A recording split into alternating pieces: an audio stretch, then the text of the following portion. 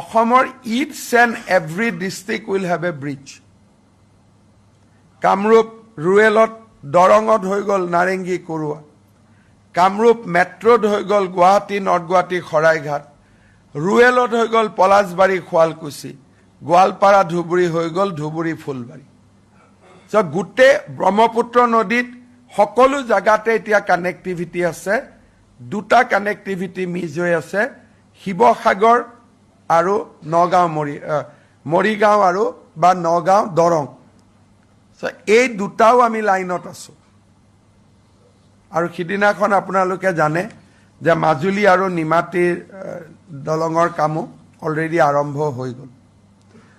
কোনো প্ৰজেক্ট বোলে ই আপাৰ আছামক দিছে, লোৱাৰক দিয়া নাই, লোৱাৰক দিছে মিডিলক দিয়া নাই, মিডিলক দিছে বৰাক ভেলীত দিয়া নাই।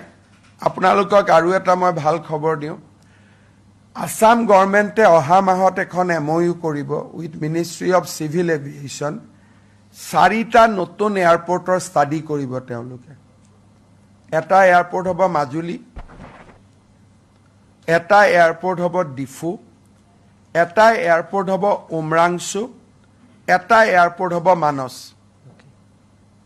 অহা মাহত বা ষ্টাডিৰ পিছতহে ক'ব পৰা যাব যে আকাশে পাহাৰ যিটো সিকিউৰিটি বা যি কৰিব লাগে। কিন্তু Assam government has already taken step to construct.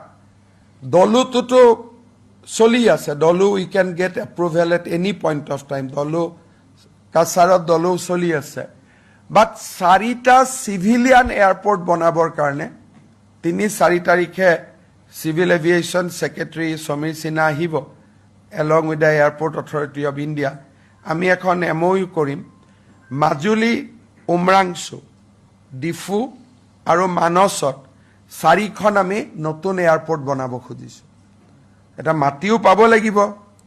আকৌ আমাৰ এটা পাৰ্টি আছে নহয় আন্দোলন কৰিবৰ কাৰণে। সেইটোক বাদ দি যদি আমি মাটি পাওঁ, নেক্সট 5 ইয়াৰ্ছত অসমে নতুন 4খন এয়াৰপৰ্টো পাব।